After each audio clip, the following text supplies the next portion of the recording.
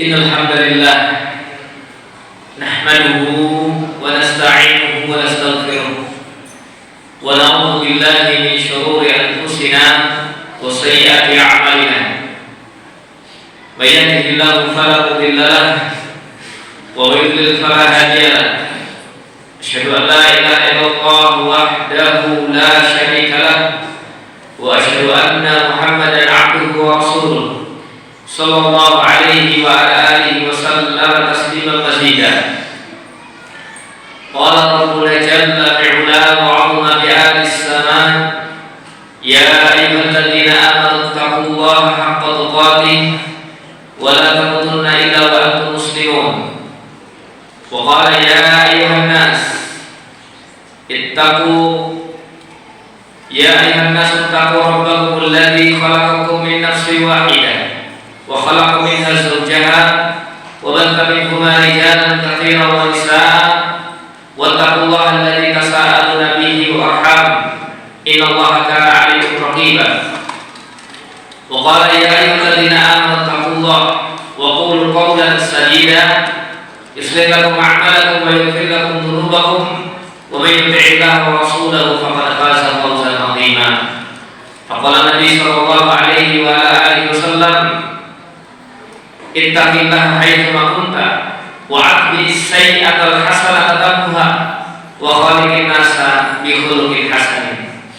Masyaallah muslimin jamaah rahimani wa rahimakumullah. Patut kiranya dan hendaknya menjadi rutinitas kita serta fokus kita, yaitu bagaimana kita bisa bersyukur kepada Allah Subhanahu wa taala.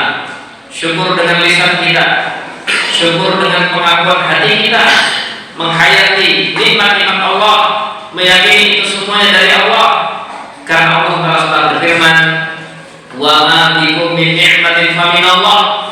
Apa-apa yang sampai kepada dirimu dari kenikmatan tidak lain dan tidak bukan sumbernya adalah hanya dari Allah Subhanahu wa taala. Kemudian kita buktikan, aplikasikan, tampakkan, refleksikan hasil syukur kita itu dengan terus berusaha mendekat kepada Allah Subhanahu wa taala, melaksanakan yang wajib, melengkapi dengan yang sunnah, menjauhi yang haram dan melengkapi dengan menjauhi yang makruh. Maka mudah-mudahan dengan itu Allah Subhanahu wa taala melanggengkan nikmatnya untuk kita. Setidak-tidaknya sekurang-kurangnya Allah Subhanahu wa taala tidak mencabut keberkahan dari kenikmatan tersebut. Ainuha baqaun, ya. Sifatnya kenikmatan itu tetap ada dan keberkahannya pun tidak hilang serta-merta. Ma'asyiral muslimin rahimani wa rahimakumullah. Di dalam hidup dan kehidupan ini terkadang kita melihat beberapa orang yang bepergian atau safar itu enggan kembali atau lambat kembali kepada daerah asalnya. Kita melihat terkadang orang bersafar itu lupa jalan pulangnya. Maka para ulama kita sering memberi informasi bahwa orang muslim, orang mukmin, rumah aslinya, negeri aslinya bukan dunia ini. Oleh karena Nabi Muhammad SAW sudah sering mengingatkan, "Kun fid dunya ka'annaka gharibun aw 'abirus sabil."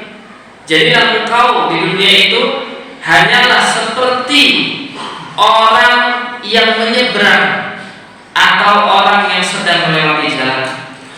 Kita melihat bahwa Islam seringkali memberikan motivasi kepada kita, ya, negeri yang penuh dengan kekekalan, negeri yang penuh dengan kenikmatan adalah negeri akhirat. Jangan lupakan akhirat. Bahkan tidak jarang kita mendengar ayat walal akhiratu khairul laka minal ula, dan benar-benar akhirat itu lebih baik untukmu dari yang lebih dekat, yaitu dunia.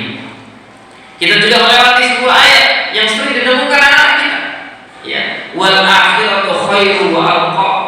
Padahal akhirat itu adalah lebih baik bagimu dan lebih kekal sifatnya. Oleh karenanya, ya, Nabi Muhammad SAW memesankan kepada kita tadi agar kita tidak lupa jalan pulang, agar kita tidak hanya fokus terkesima dengan apa yang kita lihat dalam perjalanan kita, yaitu perjalanan untuk melaksanakan amanah, untuk melaksanakan amanah sebagai khalifah fil ardi, ya, sebagai orang yang memakmurkan bumi dengan kebaikan, maka sesungguhnya dunia ini bukan tempat kita, bukan tempat tinggal kita. Jangan jadikan fokus ya dunia itu sebagai fokus utama. Sebagaimana doa Nabi Muhammad SAW, wala taj'alid dunya akbar hamina. Jangan jadikan ya hingar-bingar dunia itu sebagai tujuan terbesar dari jihad kami, tujuan terbesar dari doa kami, tujuan terbesar dari hati dan pikiran kami. Maka ya melalui nasihat yang singkat ini kita bersama-sama berusaha untuk tidak hanya berupaya bahagia hidup di dunia, namun bagaimana kita bisa bahagia ya nanti menjemput maut, ya bahagia bagaimana kita berjalan ke akhirat bersama-sama. Tentu setiap orang di dunia ini, terutama ketika dia telah berkeluarga, dia sangat mencintai keluarganya, dia sangat berkasih sayang kepada keluarganya. Demikian pula seharusnya sebagai seorang mukmin bagaimana berupaya tidak hanya seorang ayah membahagiakan anaknya ketika hidup di dunia, bagaimana seorang suami membahagiakan istrinya hidup di dunia, namun yang menjadi fokus seorang kepala rumah tangga, bagaimana anak dan istrinya juga kelak bahagia di akhirat, bagaimana anak dan istrinya kelak tidak menjadi batu sandungan untuknya di akhirat, kelak nanti Allah SWT mengumpulkan ya anak dan istrinya di surganya kelak. Ini yang menjadi fokus yang seharusnya terus berusaha sebagai seorang suami, sebagai seorang kepala rumah tangga, sebagai seorang pemimpin, bagaimana dia berupaya untuk menjadikan tujuan terbesar ini menjadi fokus utama dalam hidupnya. Masyaallah muslimin rahimani wa rahimakumullah. Al-Imam Al-Hasan Al-Basri pernah mengingatkan kita dalam sebuah nasihat yang ditulis oleh ya para ulama setelahnya dengan tinta emas yang kurang lebih artinya, tidaklah patut sebagai seorang mukmin berebut ya hingar-bingarnya dunia. Seorang mukmin itu melihat dunia ya tidak menjadikannya dia berebut bagiannya. La yajza bidilha, tidak berebut bernaung di bawah ya bayangannya, tidak berebut bagaimana dia mendapatkan. Dari ini kita melihat ya, tidak orang awamnya, tidak orang berpendidikannya, tidak hanya orang yang jauh dari masjid, bahkan yang dekat dengan masjid juga berpotensi terfitnah dengan hingar-bingarnya dunia. Oleh karena kita banyak diingatkan ya, di antaranya oleh beliau Al-Imam Hasan Al-Basri rahimahullah, di akhir nasihatnya beliau mengatakan ya linnasi sya'nun wa lahu sya'nun. Seorang mukmin punya urusan sendiri dan orang-orang pecinta dunia, penggila dunia punya urusan sendiri. Maka hendaknya kita urusi bagaimana negeri akhirat itu lebih kekal dan lebih baik bagi kita. Masyaallah muslimin rahimani wa rahmatullah. Di antara hal yang dipesankan oleh Nabi Muhammad SAW sering, khususnya ketika khutbah sholat Id, beliau Nabi Muhammad SAW mengingatkan dengan satu hadis untuk ma'asyiral nisa, untuk jamaah wanita. Dan satu hadis ini, kalau kita sebagai suami, sebagai kepala rumah tangga, sebagai seorang yang ya mencintai keluarga kita, istri kita, tentu satu hadis ini saja ketika berhasil kita mewujudkan untuk istri kita luar biasa. Nabi Muhammad SAW bersabda, "Idza shalatil mar'atu khamsaha." Apabila seorang muslimah salat 5 waktu, wa shamat syahraha, puasa pada bulannya yang wajib adalah bulan Ramadan, ya, wa aqa'at zawjaha, dan dia patuh kepada suami dalam perkara yang ma'ruf, wa hafizat farjaha, wa fi riwayat wa hafizat ba'daha, dan dia menjaga betul-betul kehormatannya, menjaga betul-betul kehormatan keluarganya. Qila, maka akan dikatakan kepada seorang muslimah mukminah ini, udkhulil jannata min ayyi abwabi syi'ti, masuklah ke dalam surga dari pintu mana saja yang kamu kehendaki. Ya, dalam satu hadis ini ada 4 amalan mulia. Yang pertama adalah sholat, yang kedua adalah puasa, yang ketiga adalah menaati suami dalam perkara yang ma'ruf, yang keempat adalah menjaga kehormatan diri dan keluarga. Ya, satu ini saja kiranya, belum hadis-hadis yang lain. Ya, kita suami berusaha bagaimana supaya istri kita sholatnya tepat waktu, sholatnya baik, meskipun dalam kesibukannya, yang terpaksa harus bekerja misalnya, maka terus seorang suami bagaimana ya, mas sudah sholat atau belum, ya sudah sholat atau belum, terutama kadang-kadang isya gangguannya luar biasa, acara ini acara itu, maka nanti seorang wanita kadang-kadang kepengennya bangunnya malam sekalian tahajud, tapi istrinya kebablasan, maka seorang suami hendaknya mengingatkan, mas sudah sholat atau belum, sering harus kita ingatkan ini. Demikian pula kita ingatkan kepada anak kita. Maka ya amalan-amalan seperti ini kecil bagi kita, dianggap putih, dianggap biasa, karena soal adat itu sudah bergeser dari panggilan menuju perintah Allah yang wajib menjadi penanda waktu saja oleh sebagian orang saat ini. Oh sudah ada, oh sudah asar, oh sudah maghrib, tapi tidak tergerak untuk segera melaksanakan sholat. Ma'asyarul ikhwah rahimani rahimahullah, maka hendaknya ini menjadi fokus bagi kita, mengingatkan diri kita dan keluarga kita, terutama orang yang kita kasihi, untuk ya menjadi bahagia di akhirat kelak. Kemudian berikutnya mengingatkan untuk puasa, apalagi sudah mau masuk Ramadan lagi, maka diingatkan sudah dibayar atau belum. Jangan tunggu Sya'ban tiba, bahkan jangan tunggu Rajab tiba. Ya, mulai ditinggalkan Ramadan, sudah masuk Syawal, sudah masuk ya Dzulqa'dah, Dzulhijjah, diingatkan sudah dibayar belum hutangnya. Seperti itu. Lalu kita sebagai seorang suami juga menjadi qudwah hasanah melaksanakan beberapa puasa-puasa sunnah.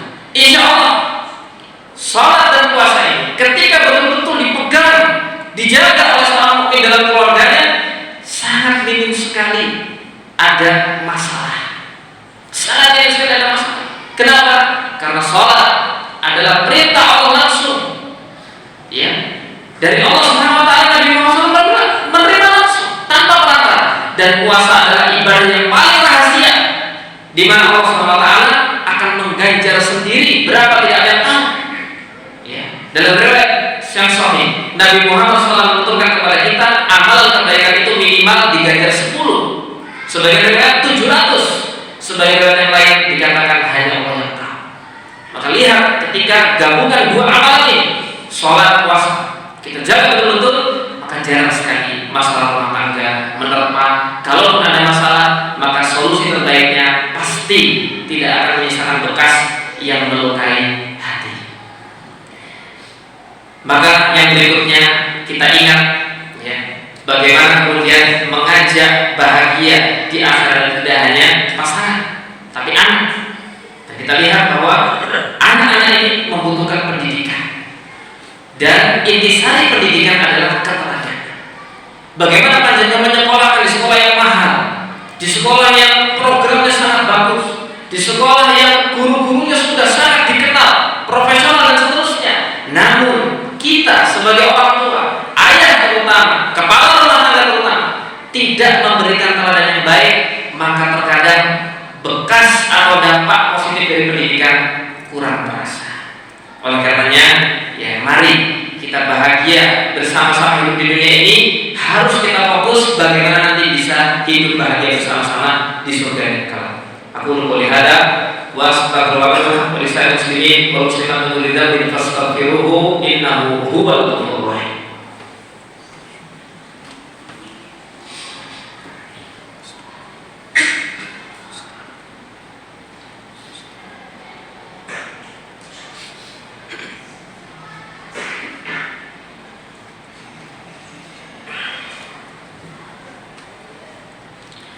Alhamdulillahirabbil alamin.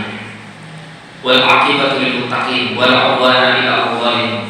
Asyhadu an la ilaha illallah ilahul awwal wal akhir wa asyhadu anna Muhammadan 'abduhu wa rasuluh khatamul anbiya wal mursalin wa ala alihi wa sahbihi wa man tabi'ahum bi ihsan ila yaumil qiyamah. Ma'asyiral rahimani wa rahimakumullah.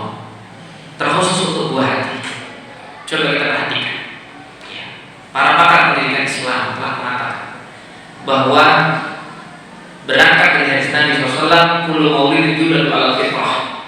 Setiap anak Adam dilahirkan dalam keadaan fitrah. Di antara mana fitrahnya? Dia tahu rohnya. Dia cenderung kepada kebaikan. Dia cepat meniru. Itu di antara mana fitrah.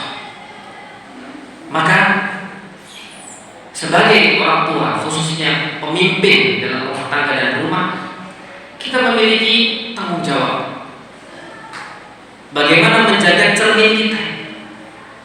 Tidak ada ceritanya cermin berbohong, kecuali dalam film-film horor, itu pun jelas rekaan dan jelas kebohongan. Cermin pasti memantulkan apa yang ada di hadapan. Maka ketika kita melihat anak kita, istri kita, ada sesuatu dari mereka yang tidak kita sukai, curigai dulu paling pertama kita sebagai pemimpin. Sudahkah kita berikan indar peringatan? Sudahkah kita berikan nasihat, penguat, pendidikan? Sudahkah kita banyak melaksanakan ketaatan? Dahulu para ulama kita ketika mendapati sepeda atau zaman sebelum ada sepeda, hewan tunggangannya ada masalah, beliau langsung berusaha mengingat dosa besar apa yang telah saya lakukan. Kita sekarang sulit mengingat dan sulit memilah saking banyaknya dosa kita. Maka terkadang seorang suami langsung menyalahkan istri, langsung menyalahkan anak, tidak berkaca pada dirinya sendiri. Maka ketahuilah cermin tidak pernah berbohong.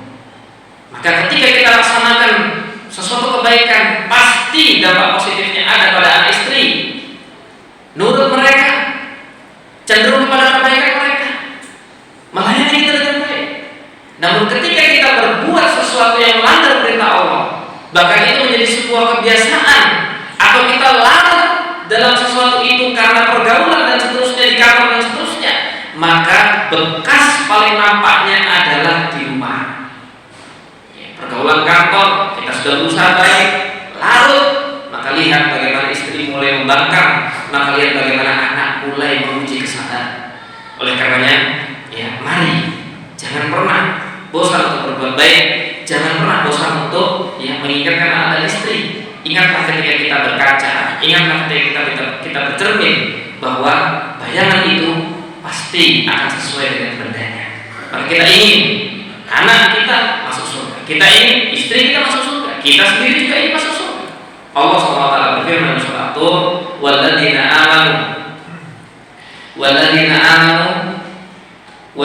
amanu alhaqna bihim dzurriyyatahum walladzina amanu wattaba'athum dzurriyyatuhum biimanin alhaqna bihim dzurriyyatahum wa ma alatnahum min 'amalihim min syai' kullu imri'in bima kasaba rahin."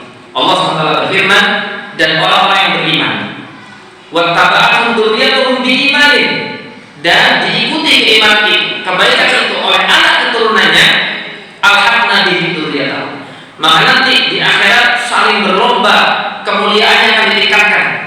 Kalaupun ayahnya dulu masuk surga sama ibunya, maka anaknya akan ikut. Kalau anaknya duluan yang masuk surga, maka orang tuanya juga akan ikut. Ini janji Allah SWT. Wa ma alatnahu min amalihim syai'. Allah Ta'ala tidak pernah berbuat curang terhadap amal mereka dan tidak pernah dikurangi kebaikan mereka. Kullu imri'in bima kasaba rahin. Dan nanti masing-masing dari setiap manusia itu menanggung apa yang diperbuatnya sendiri di dunia. Oleh karenanya, semangat untuk mengajak keluarga masuk surga, jangan hanya kita fokus bagaimana mereka bahagia hidup di dunia. Kita berdoa kepada Allah SWT agar Allah SWT terus menggelorakan semangat dalam hati kita untuk mengajak keluarga kita dan orang yang kita kasih ke surga. Innallaha wa malaikatahu yusholluna 'alan nabi ya ayyuhalladzina amanu shollu 'alaihi wa sallimu taslima. Allahumma shalli 'ala Muhammad wa Muhammad kama shallaita 'ala Ibrahim wa Ibrahim innaka Hamidum Majid. Allahumma ighfir lil muslimina wal muslimat wal mu'minina wal mu'minat al ahya'i minhum wal amwat innaka sami'un qaribun mujibud da'wah ya qadiyal hajat ya rabbal alamin. Allahumma arinal haqqa haqqan warzuqna ittiba'ahu wa arinal batila batilan warzuqna ijtinabahu. Allahumma arinal husna taqwaha wa zakkiha anta khairu man zakkaha anta waliyuha wa anta maulaha. Rabbana la tuzigh qulubana ba'da idh hadaytana wa hab lana min ladunka rahmah innaka antal wahhab.